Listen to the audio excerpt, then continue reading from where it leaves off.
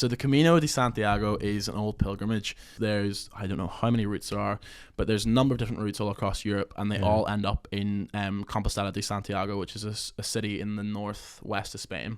I think it might be the first one or the most famous one. It's called the Camino Frances.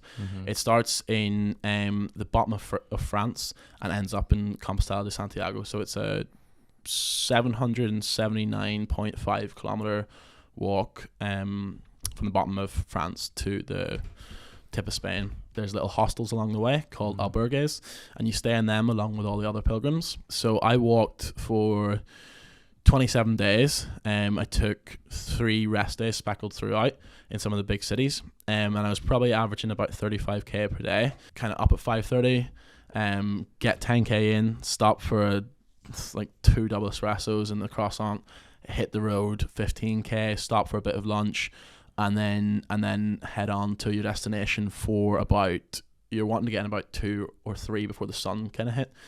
And that was just day in, day out for 30 days.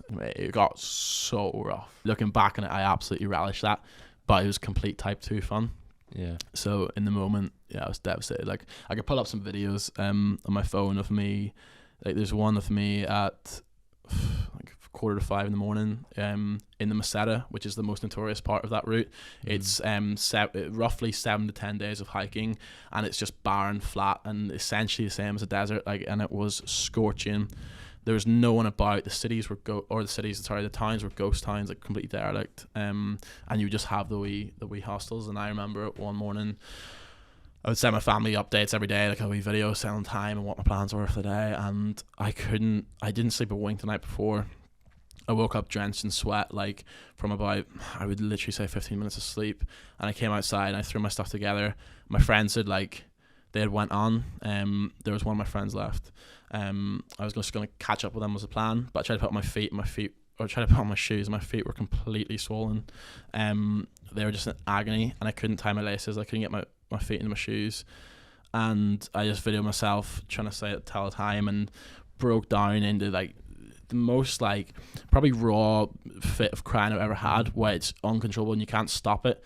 And it was a horrible feeling, just of like a realization that I can't get home to my family or my friends and get out of this horrible place unless I walk 600k across this country, because I wasn't very far in at this stage, which wasn't a good omen for the rest of the journey. But it was in that moment that was probably my turning point. And the whole Camino, I realized it wasn't about, I mean, I kind of jumped into it naively thinking it's going to be a sick wee hiking holiday, but I realized it wasn't going to be about that. I realized it was so much more. I realized why so many people think about doing this their whole lives. I realized why there were so many 80 to 90 year olds walking it with their family. I realized why people were in tears in every church they went into along the way, and that was probably the point that I was completely stripped of everything, like physically and mentally exhausted, completely defeated.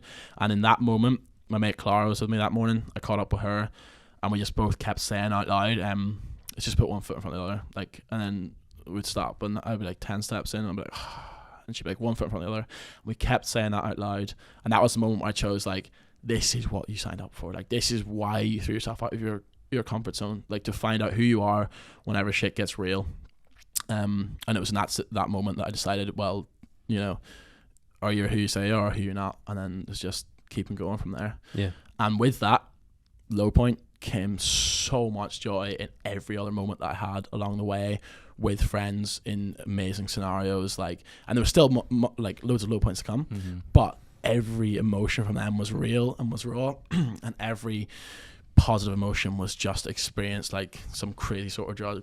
Do you know what I mean? Like, what were the emotions like whenever you did get to the finish line and had known you completed it then? Yeah, it's actually funny. So it was such a rough journey that, to be honest with you, it was just relief that it was over. It was a nice, calming sense of relief. Like, again, broke down in tears. First time my parents, they were gassed. Like, they were so happy. Like, mum was hating the Camino the whole way through. She was like, why have you went off and done this? Like, she didn't enjoy that. But it was relief, and it was almost disbelief.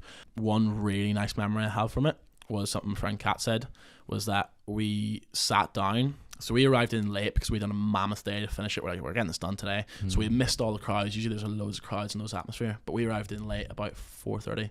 So there was no one in the square looking up at the cathedral. the rain had just started coming on, and we sat down, and the rain was coming in sideways and like pelting our face, and it was so refreshing.